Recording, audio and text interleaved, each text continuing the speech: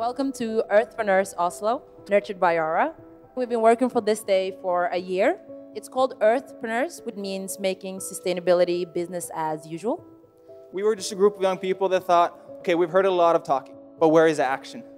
What will happen if we bring together some of the smartest young minds and have them come together and create something to build solutions that are tackling sustainability challenges?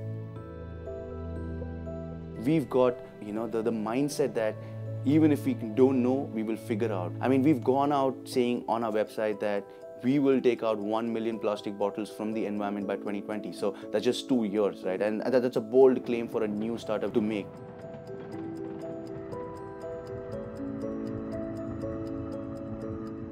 Because I understand specifically what it feels to struggle, it provides me with the perfect platform in order to make sure that the financial struggles, the time struggles that are affiliated with people getting healthcare is minimalized to the utmost. What I believe is that education is the most important thing you can have. It was education that made me realize how rich the world is. And so we really want to bring it to all the other people because we can see all the problems. We can see how they could be fixed, and we won't give up until we reach our goal.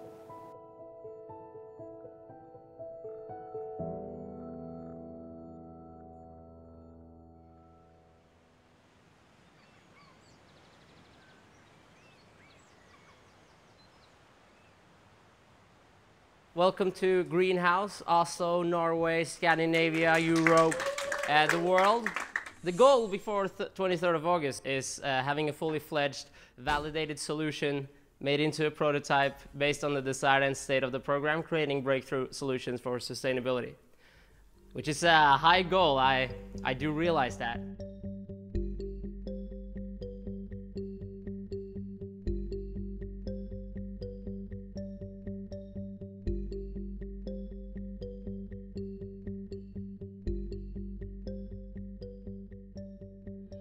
This is my first startup-based adventure where you start a startup. I didn't know anything about startups before the YSI program. So we are trying hard to learn a lot about how to make our idea happen in the real world. It was a little challenging in the beginning to align the expectation and to align the priorities. At one point I was in Africa and one of my team members was in Europe, and so we really spanned the entire world during this process. And we would just talk to each other online, and we hadn't really met each other before this, so it was definitely challenging, but I think it's about setting the culture very, very right from the front. Once we started getting deeply into the SDG we wanted to focus on as a team and aligned more, the time difference, all of that stuff, it just didn't really matter anymore. Being in a team that is full of passionate people, that are active people, hard worker people is amazing. And they really want to grow the startup, they want to change the world and have a positive impact. And you can feel that, every moment.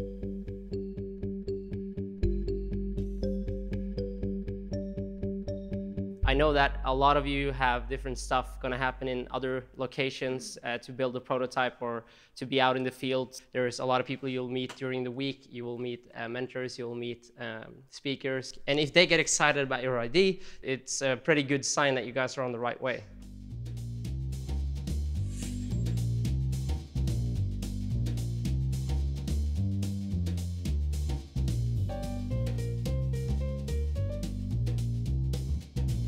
For the last 5 months, 24 really smart, really cool, really talented young individuals have been working on building impact startups. So we just wanted to have a setting where you guys can get to know each other a little bit better and just have a good time. So pitching well is actually very difficult. It's a bit of an art. But a good pitch to me is very succinct, and it's also delivered with confidence. I want to know that you're really passionate about this business that you're creating. It's such a great opportunity to talk to people who are in the industry and who've got so much experience. I think the networking events have really given us hope because we've seen so much interest in the product. And now we have been speaking with people that are possible investors with some other companies, and they really like the idea. They want something to see that there's going to be growth.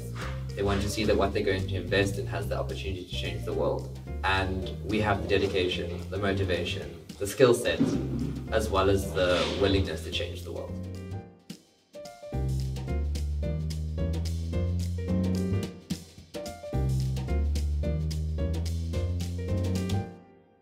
In the boat, when we started to do the networking, I was just scared because I didn't know how to talk with people from business, and the language aspect was something that was scaring me a lot. Okay, yeah. If I could do this in Urdu, I'd be like super expressive. Like in English, sort of like, I have to think for a second.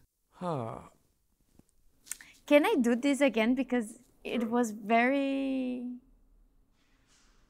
It wasn't good. In my native tongue? Yeah. All right. And then you'd have subtitles? Mental psych for Afrikaans, mental psych, okay. 1, 2, 3. E aqui no YSI eu sou do time 3 e a gente está trabalhando com barreiras linguísticas na área de saúde. Infomed is basies self-woon-platform waar ons 'n application gebruik om die taalbarrière tussen gezondheidswerkers en patiënten te breek. हम लोग जो कर रहे हैं इस समय, हम लोग चाहते हैं कि भाषाओं के वजह से जो डॉक्टर अपने मरीजों का इलाज नहीं कर पाते हैं, उस चीज़ को ख़त्म कर दें. Tentando solucionar esse problema de uma maneira muito escalável para fazer que qualquer pessoa em qualquer região tenha tratamento de saúde de qualidade, entenda o que está passando na sua vida e tenha diagnóstico mais preciso. Und was wir in Norwegen gemacht haben, ist, dass wir ein Netzwerk geschaffen haben aus Learning Hubs. Online learning का ये आपको फ़ायदा है कि आप कभी भी कहीं पे भी कर सकते हो, और कम्युनिटी बेस्ड वाला ये है कि आपको एक मतलब अपने जैसे और लोग मिलते हैं जिनके साथ पढ़ाई वगैरह करना बहुत ज़्यादा आसान हो जाता है. हम इन दोनों को करीब ला रहे हैं. Y lo que queremos hacer es quitar eso, ayudar a las personas a reunirse, crear comunidades, tener más amigos, tratando de cambiar un poco la forma normal en que las personas se comunican. Oh, I can't do all that in my native tongue. I'm most comfortable with English though. Okay. We recycle plastic bottles from all over India and we convert those into t-shirts. Every way more t-shirt is made from 10 recycled plastic bottles. Our goal is to really solve the plastic pollution problem, so we're trying to build this movement around empowering people. And really start building this community, because that's really what's going to power it. It's not just a t-shirt, but it's really a movement that is going to excite people. Our future idea is to create more products beyond t-shirts as well, and also to customize what we're building so that brands can approach us. And they've been working together for a few months virtually, and now suddenly they met for the first time on Sunday. It's amazing what people can do within short time. I think there's a lot of potential. It's going to come down to if they're able to execute and if their product has the impact that they estimate that it'll have. The core needs of the teams, they don't differ much. You need access to early stage capital, and you need access to great people to build your team at a time where you can't afford them. That was hard enough, right? Getting someone with the background, the experience, the credibility to tell you that, I do believe in you, and I believe in your ability to execute. That had tremendous value, because we don't make ourselves the judges of good and bad ideas. We can, however, assess whether or not we believe in the team's ability to execute. Okay, so we are Team 3 of YSI. We dub ourselves Informed. I always like to start off with saying that it isn't a diagnostic app. Okay. It's more of a differential diagnostic assisting tool. Okay. So basically Doctors Without Borders is something that me and my one friend Peter Jean really wanted to do. So to be able to speak with someone who has literally given his everything, words really just can't describe it. The people I talked today is mainly about humanitarian work and how that will fit into the sector, and it's a very difficult one from the beginning of.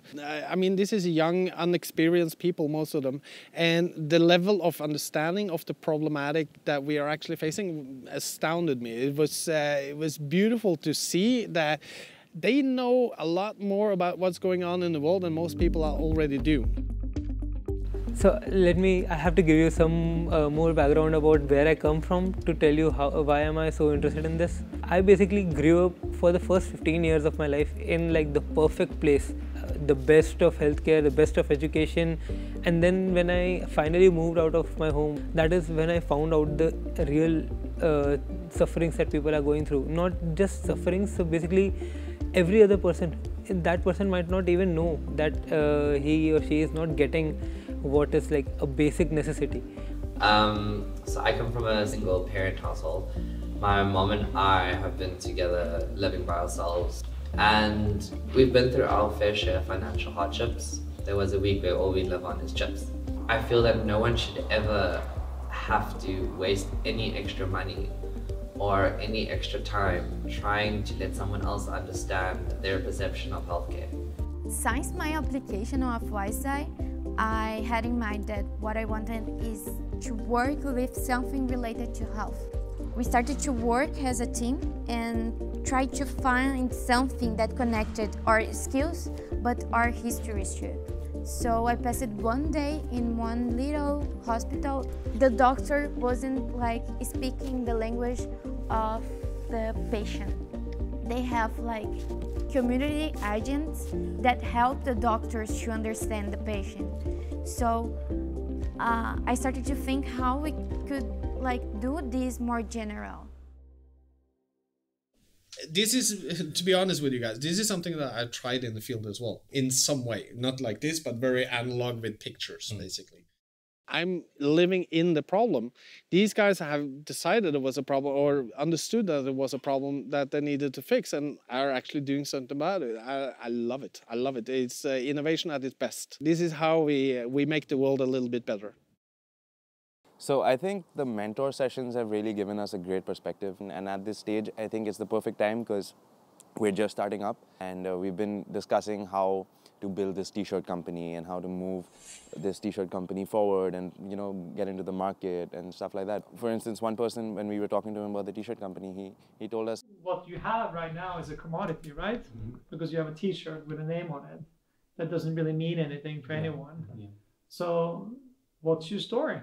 When you're building something you don't often think about in terms of stepping back and looking at where your story is and why should people, you know, join this journey with you. When people look at us, we want them to feel that these are the guys who are going to solve plastic pollution. Most of us are natural storytellers, you know, because they're passionate about bringing about some change in the world. Then that really communicates, and then they just get to grips with their own story, their individual stories, and then their group story and how they want to tell that. We talk quite a bit about authenticity, and we also talked about trust, you know, that you can't build trust without really having a connection with feeling passionate about something. So when I was 17, I was selected to go on an educational expedition to Antarctica. There I really learned about climate change and how it's impacting people. And a lot of what I found changed me as a person was like the kind of emotional response that I had in response to seeing all the wildlife and having this connection to nature. It's not really a personal traumatic experience with plastic that's got me here, but I feel the numbers are scary. Plastic is a huge problem in India, in the world, in the oceans.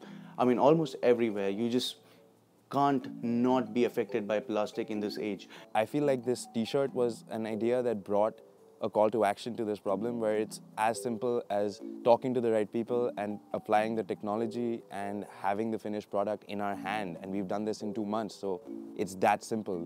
I had no doubt about that after 5 minutes of talking to them, that they were all really engaged in this and authentic about it.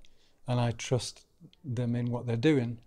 I think now what we were doing now was trying to get a reality check on where that's going, how they can communicate that to other people and how they can stay in touch with that. I think they have to go out to market early. They have to get the feedback from the actual users. It's really easy to sit in a confined space and come up with ideas based on assumptions. So it's really vital that they get out into the market and test it out.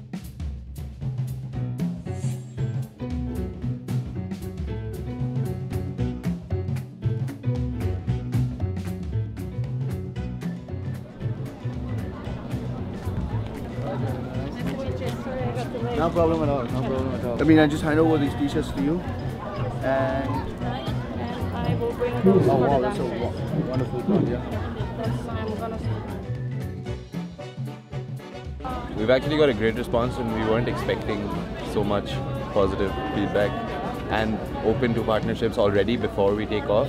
When they just realized that it's like, yeah, of course we can switch to t-shirts made from plastic. We're all basically trying to get a sustainable future together, so these guys are helping us follow our dream and we're helping them as well.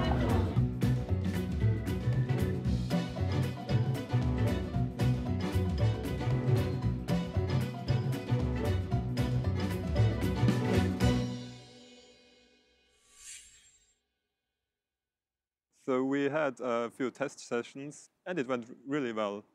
The response has been amazing. Like organically, we were able to gain like 100 followers in a week, which is like a sign of there being a market that we're trying to target. The first thing that we need to do is creating this hub network. And we really believe that community learning is something that we need to provide to people. A lot of people told us we have good ideas about this and we don't want others to go through the same things as we did. I think everybody has a story, right? I was discussing this with John the other day as well. Like, I think everybody has a combination of small things that lead them up to this in their life. And I think like your foundation and your experience and your family and your network are a big part of this. When we were young, all of us suffered from some social problems. We didn't really get to meet a lot of people because we were afraid, you know, social anxiety and that kind of problems. We didn't have so much help from others. We didn't have so much, how to say, support. And it's what we live in, right? We found that education was the one thing that made us successful. And oh, it's hard. Like, education changed all of my life. When I, oh my God, it's so. So growing up in like a developing country such as Pakistan, there's like a lot of, you know, problems that you basically see on a daily basis. But like one of them, the most, you know, the one that resonates with me the most is, you know, you never as a child get to, you know, explore your interests. You're basically sort of directed by your parents, by society, into, you know, choosing a more stable line of work. And if somebody's passionate about something, and from like a very early age, you're telling them that, you know, you can do this on the side, you know, it's fine as a hobby, but like you're subliminally telling them that it's not something they can actually pursue in life. You're really taking away something from that person's entire experience of, you know, being alive. It's just the thing that drives them, and, you know, they can't have it. It's not only like knowing how to calculate, knowing languages or history, it's also the personal, you know, the emotional education, the emotional intelligence, you know. And if you have people you can meet to learn together with, and they might be from different backgrounds, it helps to a, you know, to a strong society, to a cohesive society. We are also thinking about refugees. They're having problems to integrating with the society, the same problems that we had when we were young. So it's like fighting for ourselves, fighting for what we were, and I really want to make a difference with my team and with YSI.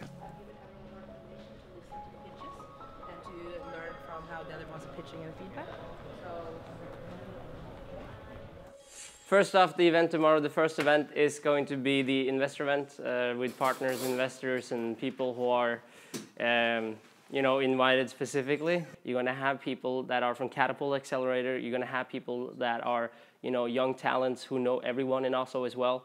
So it's equally and maybe even more important to rock it there. Be aligned on not only what you want to do after the program, but when you want to do stuff. What are you asking for? And have backup of why you're asking it. Don't ask for $100,000 for marketing and this and that, and you don't know why you're going to do it. You're going to have that strategy ready. And you're going to have to understand.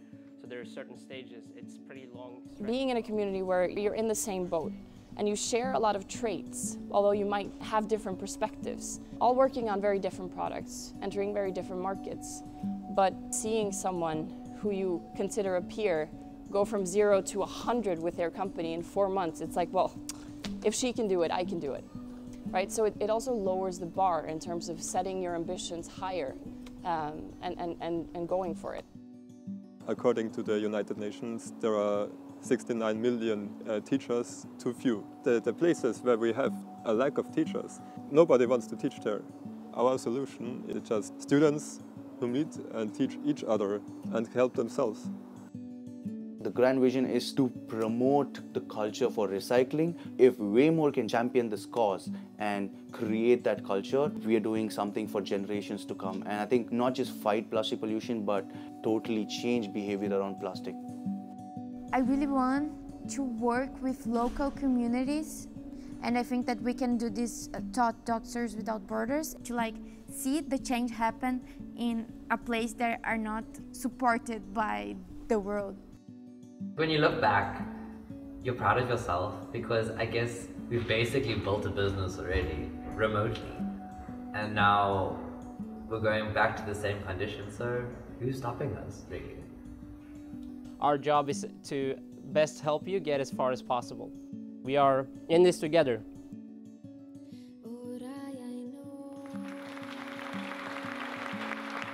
Our main objective is to provide quality medical care for all human beings, independent of country, culture, and linguistic barrier.